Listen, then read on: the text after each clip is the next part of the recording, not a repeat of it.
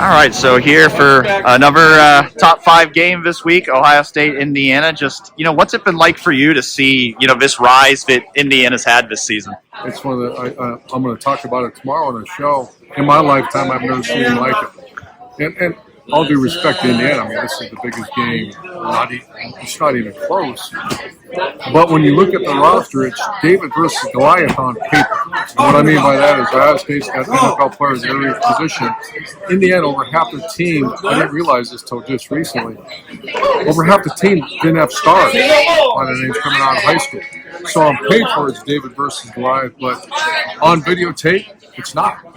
They're a really, really good team.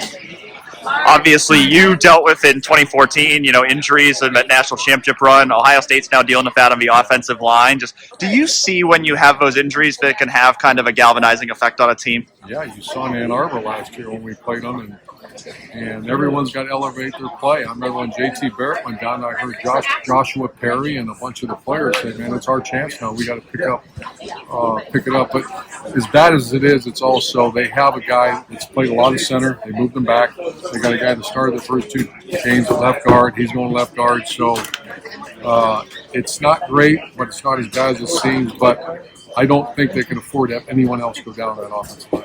Looking at the stretch run, the rivalry game next week, Michigan's unranked. And what is that challenge going to be like where you're facing Michigan, but they don't have like the big number next to the name, but they're sort of it's their season to play spoiler next week? I think we had that one time. For the most part, it's still, first of all, for someone to say the Wolverines don't have good players, you're out of your mind. And I know Coach Day's saying that, and the players. The one thing about that game, and I pass out if I ever heard the opposite, that the respect is immense. I don't care. If you're wearing an amazing blue helmet, you're a good football player. If you're coaching for the Amazing Blue, you're a good football player. So that's the Buckeyes will be ready. I think 13 was like a year where they were like unranked and they were like really feisty at like their place. Yeah, they jumped. It was 43, 42 or something. Yeah. As a coach, how would you handle this stretch where you've got a top five game this week, then the rivalry game next week, and then potentially a Big Ten championship game, having to kind of manage that intensity? We've had that before where I most recently, I just remember very distinctly in Florida one year we were playing, I can't remember Georgia, then Florida State, and, Alabama and the SEC. You can't even, because it's overwhelming for your team. For a coach it is, but more importantly for your players, there's zero conversation about that right now. It's trying to get a first down on offense and stop them on defense. What do you think, just for next week, it's going to be like for that team, knowing that it's been 4 years since they've beaten Michigan and they finally have that chance to try to take that monkey off their back? I think we got to act like I'm a coach. We got to focus on Indiana. I hate to even say things like payback because I really don't believe it.